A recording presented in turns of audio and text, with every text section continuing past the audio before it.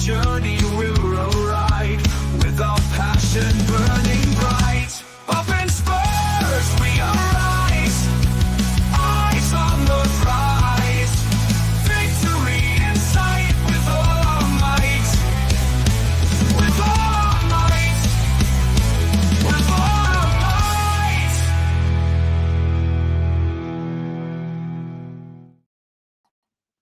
Yeah, hang on. Into the background. There we go. Yes, guys, welcome to THFC to with your home of top past present and an exciting future. Hopefully under Thomas Frank as we end 2025 with our last game of the year away to Crystal Palace, and we look forward to 2026 with, of course, away to Brentford, the start of that on New Year's Day. But we are looking at the Palace game, and rain is going to be an interesting game. We've got a few injuries, few suspensions. Let's get into it. The injury front, we have Kulu out, we have Madison out, we have Udogie out, we have Taki out, Solanke out. Also, Romero is suspended and Xavi is suspended for the whole Christmas period. If you look at that front, look, we've got one or two players coming back. Dragonson's back, Ben Davies is back. What we could do with the Kulu or a Solanke, couldn't we, really, just to help the squad out a little bit in a difficult away game against Crystal Palace. Yeah, SARS obviously also the AFCON. Yeah. We're really light on numbers all of a sudden. It's going to be interesting to see what team Frank actually puts out. He's been playing Bergvall at like left wing for the last couple of games, with Xavi next to him in the 10. Obviously, that can't. Obviously, Frank can't play that. That pairing with Kudus obviously on the right. Thank God Kudus isn't at the AFCON. Otherwise, we'd really be in trouble. So obviously, he can't play those three. So it'll be interesting to see what Frank puts out, but I know how I deal with it. I'm interested to see how you're going to deal with it. Well, I'm going to deal with mine. I'm going to bring up mine. Actually, I will bring up mine first. I'm starting with a 4-1-2-3 formation. I'll go with the back five of Jed Spence, Mickey van der Ven, captain, of course, in place of Romero. Vicario continues in goal. If they had any other decent goalkeeper, I will put him in there, but we don't. Danso comes in for the suspended Romero, and Porro again. Let me take Santa off if I can. Let me take Santa off. Where is Santa? I'll leave Santa there. We like Santa. It's still on. Santa can fuck off. There we go. Go on, take him off. There we go. So, he's done and dusted now. We've got Porro there on the right wing, so that is my back five. I've got the midfield three. A little change. Bentancur sitting in the 6, with Gray and Bergville both in midfield as an 8 and a 10.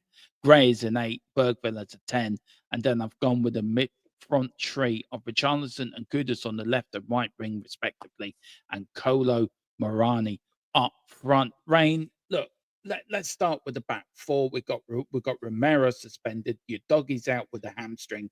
So Spence and Danso come in. Danso, I'm not sort of. He does a solid job for me. He comes in, does what he's expected to do, and he's not spectacular, but he's there to do a job. What do you reckon to that lineup? I think the back five picks itself.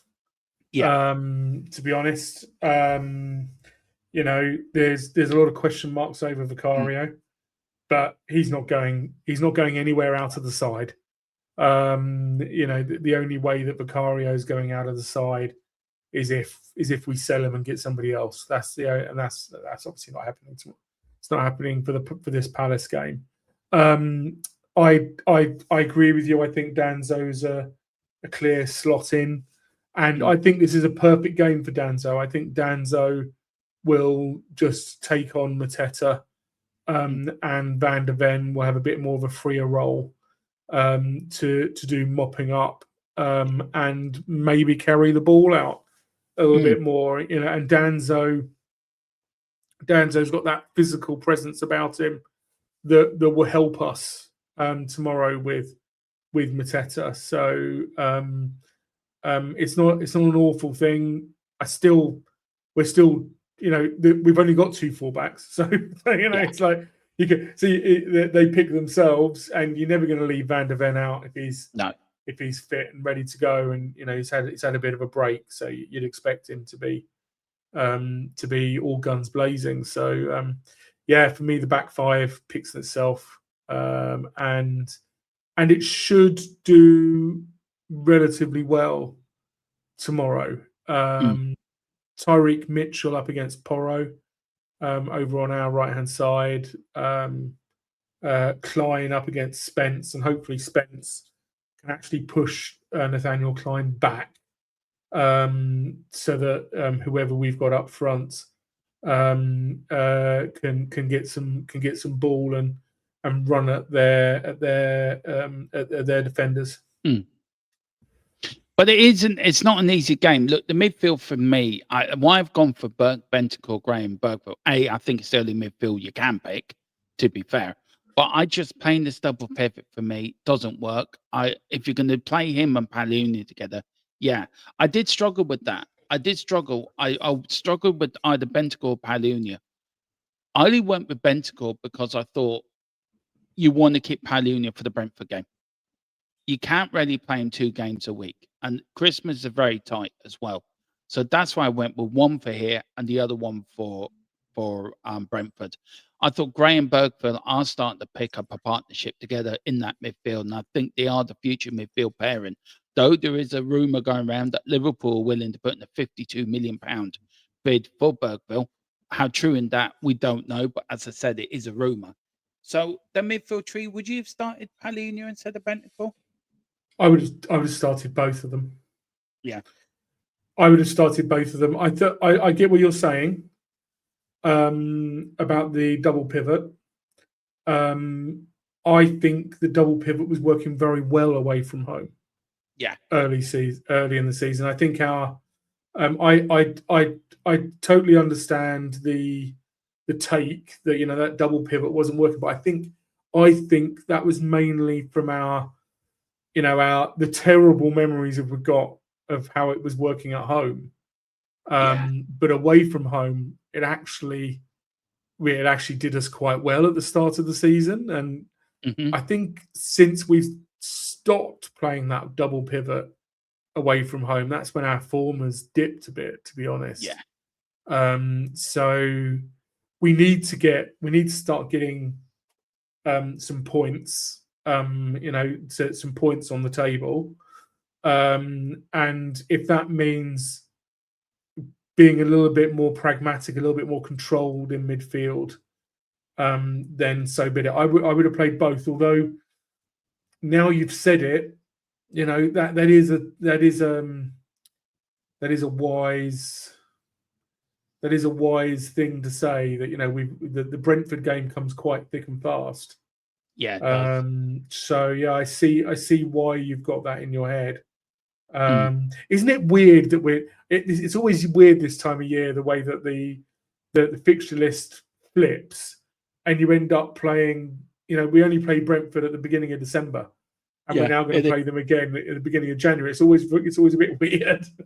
Get them out of the way quickly. Just get it done, get it dusted, and get it over with, because full well they're the 2 games we're probably going to win, or the 2 games but we did beat them at our place quite convincingly. Though I wasn't there, maybe that's the reason we won. I missed that watch along. Big up to James and Tequila who did that. Look, the front three, it speaks for itself, doesn't it? We don't have any options at the moment.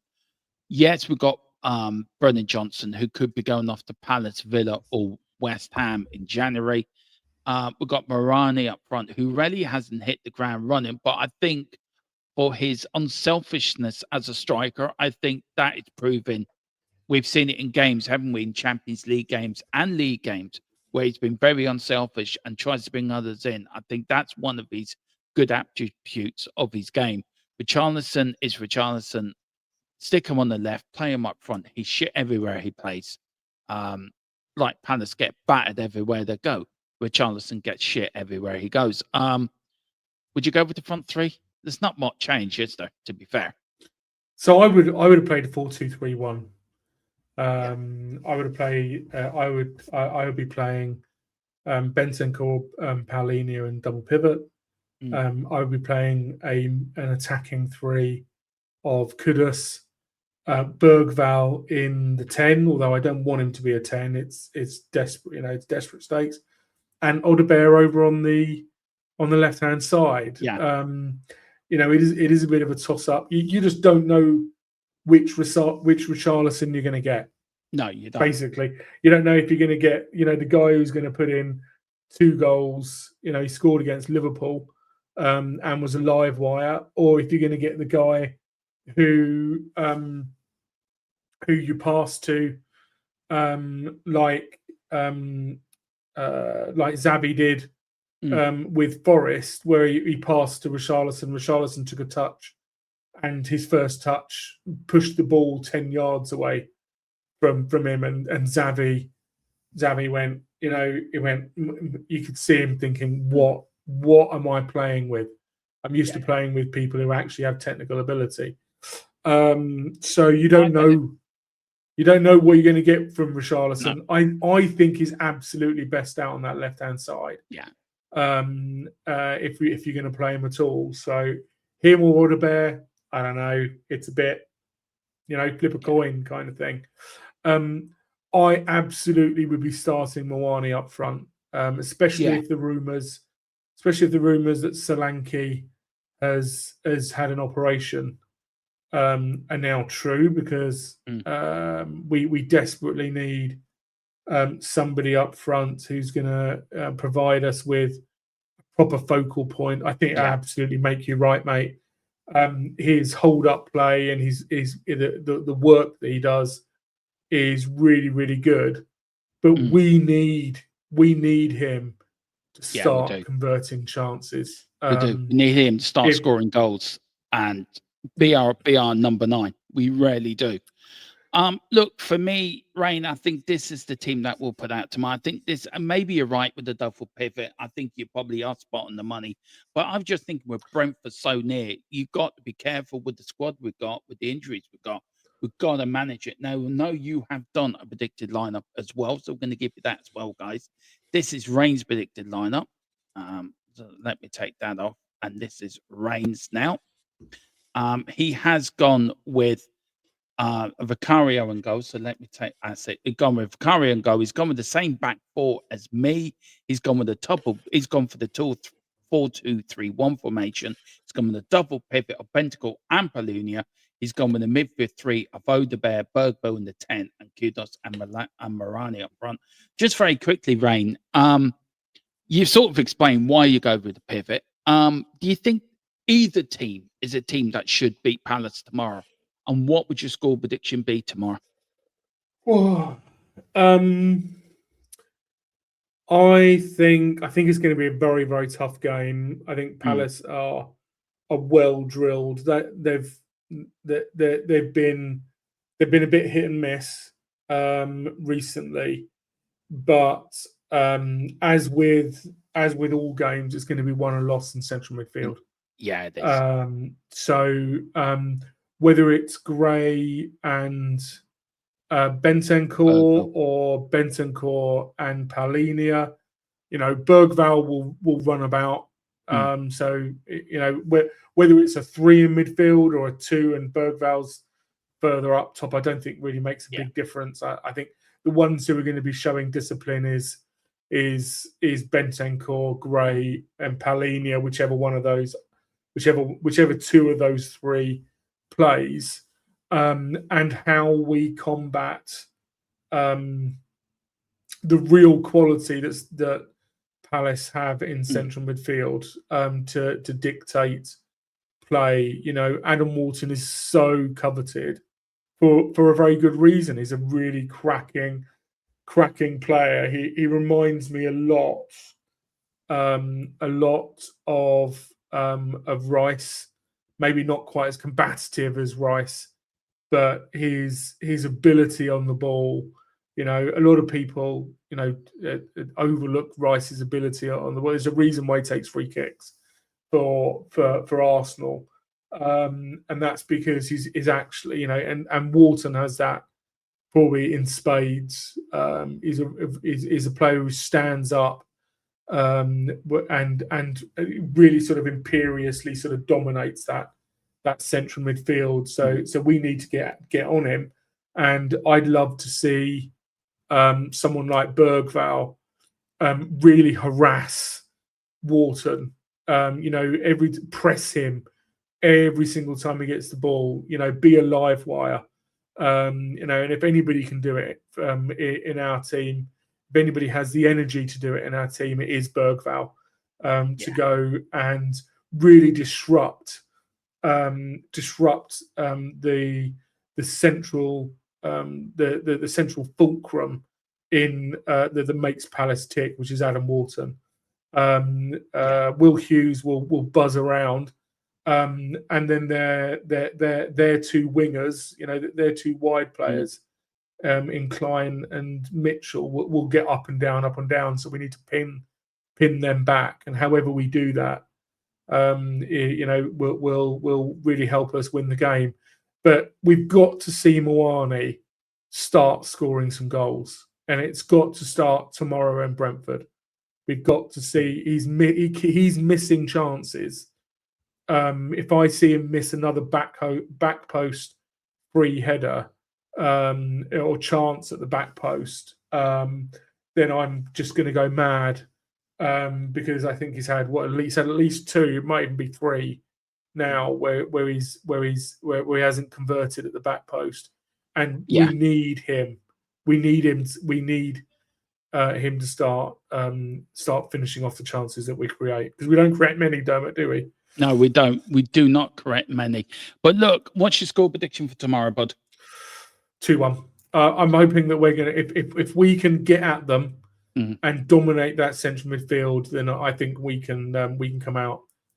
We can come out on top. We can go ahead 2-0, and then maybe they get a, they get a goal back through the excellent Mateta. Who again I would absolutely have him in our team in a heartbeat. Through the excellent Mateta. I agree. But look, I'm going for a 2-1 Spurs win as well. Guys, get your predictions in below if you can. Guys, we will be back. Hang on. We will be back tomorrow at 3:30. I totally took myself out there.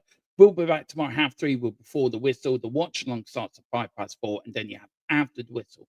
After the game, as we're bringing the latest, best watch along on YouTube to the Palace game tomorrow. So, guys, do put down your game thoughts, what you thought of the lineups. If you agree, you disagree, get your comments below. Let us know. Put in your score predictions. Rain, thank you as always for helping me out with this, bud.